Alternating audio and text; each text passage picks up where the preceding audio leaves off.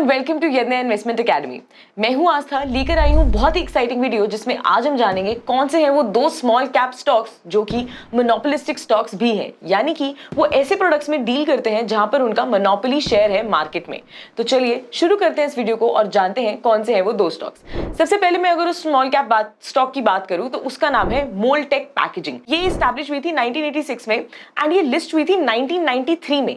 And इस company का main काम पता है क्या है? ये प्लास्टिक्स में डील करती है एंड ऐसे प्लास्टिक्स में जो कि हमारे जितने भी प्रोडक्ट्स हैं, चाहे आप पेंट लो, आइसक्रीम लो, कोई भी प्रोडक्ट लो, उनकी जो भी प्लास्टिक की पैकेजिंग है उस पैकेजिंग को जो केटर करता है कंपनी, उसका नाम है मोल्टेक पैकेजिंग।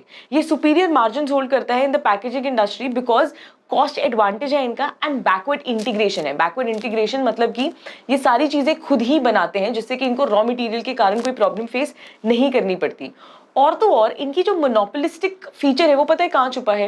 कि ये अपने खुद के रोबोट्स बनाते हैं जो कि उस कंटेनर को बनाने में हेल्प करते हैं। एंड ऐसी चीज हमें कोई भी और कंपनी में देखने को नहीं मिलती जो खुद के रोबोट्स भी बनाते हैं and it is not outsource to somebody else. तो इसमें ये in house mould design, mould making, IML making, robot making, ये सारी ही चीजें वो सब खुद से ही करते हैं। क्या आप जानना चाहते हैं कि इनका 3 सालों में जो मार्केट प्राइस है, शेयर प्राइस है, वो कितने से बढ़ा? वो 43% से बढ़ा पिछले 3 साल कैगर की अगर मैं बात करूं, जो कि इस कंपनी के लिए काफी अच्छी बात है। इसके अलावा जैसे कि मैंने बात करी ऑलरेडी प्रोडक्ट्स में कि कैसे प्रोडक्ट्स में डील करते हैं, तो plastic pails for paints and lubes in India, IML decoration, photo realistic and hand free, ये सारी ही चीजों को वो यूज करते हैं। किसमें? बहुत सारे प्रोडक्ट्स में, ice creams, butter, chocolates, biscuits, dry fruits, FMCG, toiletries, जितनी भी आप चीजें इमेजिन करते हैं जिनकी प्लास्टिक पैकेजिंग है, ये सारी की सारी चीजें ये कंपनी केटर करती है। तो बहुत इंपॉर्टेंट पार्ट है इस कंपनी के लिए ये। अब आप सोच रहे हो कि इनके कस्टमर्स या क्लाइंट कौन से हैं? मुझे ये समझ में नहीं आ रहा कि मैं आपको कौन से कस्टमर का नाम बताऊं या कौन से कस्टमर को छोड़ूं, बिकॉज अभी आपकी स्क्रीन पे आपको वाइड वेराइटी दिखेगी जिन कस्टमर्स के साथ ये डील करते हैं। इनका सबसे बेस्ट कस्टमर है एशियन पेंट्स, उसके अलावा Shell, Valvoline, Gulf, HP, Castrol, Vadilal, ITC, Cadbury, मतलब any company you can think of who is making into the products, चाहे वो कॉस्मेटिक्स हो या फूड हो, ये कंपनी उनके डिमांड्स को, उनकी पैकेजिंग की डिमांड्स को जरूर केटर करती है। अगर मैं इनके रेवेन्यू ब्रेकडाउन की बात करूं तो इन्हें मैक्सिमम जो रेवेन्यू है वो अभी फिलहाल मिल रहा है ल्यूब्स से। इसके अलावा एशियन पेंट्स, यानी कि जो पेंट्स इंडस्ट्री है as an all, not only Asian Paints but paints industry as an all से उनका जो रेवेन्यू है वो 44% से बढ़ा, ल्यूब्स में 86% से बढ़ा एंड फूड एंड FMCG में 53% से बढ़ा। जो इंजेक्टिंग होती है ना मोल्ड की, वो भी ये काम करती है कंपनी। अब आप बात करोगे ऐसा, कंपनी तो बहुत अच्छी है, शायद आपने नाम भी ना सुना हो, इतना डायनामिक तरीके का ये प्रोडक्ट बनाती है, क्या इसका कोई वीकनेस या डाउनसाइड? देखो of course everything comes with a downside. सबसे पहला तो है स्टिफ कंपटीशन।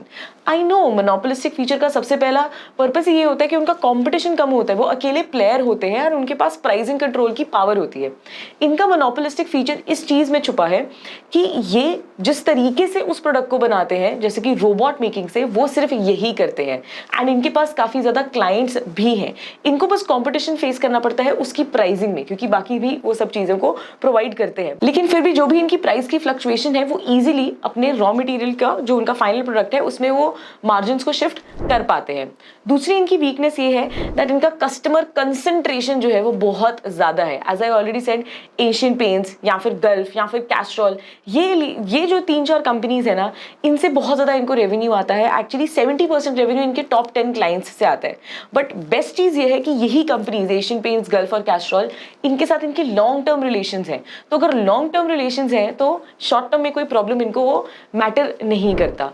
थर्ड आता है हमारे पास हाई सप्लायर कंसंट्रेशन, यानी कि जिनसे ये रॉ मटेरियल भी लेते हैं वो भी एक सिंगल सप्लायर है। तो अगर वो सप्लायर ही गायब हो जाएगा तो कंपनी के लिए बहुत बड़ी प्रॉब्लम हो सकती है। एंड लास्टली, क्योंकि कंपनी जिस प्रोडक्ट में डील कर रही है वो प्लास्टिक है, हम सब जानते हैं कि प्लास्टिक एनवायरमेंट फ्रेंडली नहीं है, तो वो अपने आप को इस चीज से कैसे बाहर निकालेंगे या उसको कैसे इको फ्रेंडली बनाएंगे, ये जरूर देखने वाली बात होगी। लेकिन फिलहाल कंपनी के ऑपरेशंस, उनके फाइनेंशियल्स अगर आपको जानने हैं तो प्लीज हमारी वेबसाइट को विजिट करें।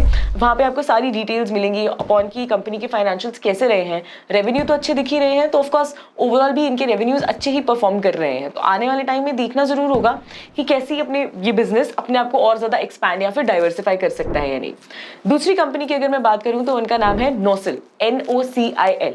अब ये कंपनी क्या करती है, this is the largest rubber chemical manufacturing company in India and इनके पास 40% का मार्केट शेयर है, यानी कि रबर को बनाने के लिए जो केमिकल्स यूज होते हैं ये कंपनी स्पेसिफिकली उसी में डील करती है। ये पिछले 4 डेकेड से इस पर्टिकुलर बिजनेस में है। और तो और इनका बेस्ट पार्ट ये है कि इनके जो कस्टमर्स हैं उनको जिस तरीके की रिक्वायरमेंट होती है तो कस्टमाइजेशन के बेसिस पर भी ये अपने प्रोडक्ट्स को डिलीवर करते हैं। और तो और चाइना +1 स्ट्रैटेजी से इनको भी बेनिफिट हुआ है बिकॉज इनके एक्सपोर्ट्स भी उसी के कारण बढ़े हैं। इनके पास 2 प्लांट्स हैं, एक नवी मुंबई में है एंड एक दहेज गुजरात में है। अगर मैं इसके स्टॉक प्राइस की बात करूं तो पिछले 3 साल में इसका स्टॉक प्राइस भी 36% कैगर से बढ़ा है, जो कि कंपनी के लिए काफी कमेंडेबल चीज है। अगर हम इसमें प्रोडक्ट्स की इनकी बात करें तो पहली बात तो इनके पास 22 रबर केमिकल्स की बास्केट है अपने प्रोडक्ट्स की, जो कि काफी ज्यादा कमेंडेबल है।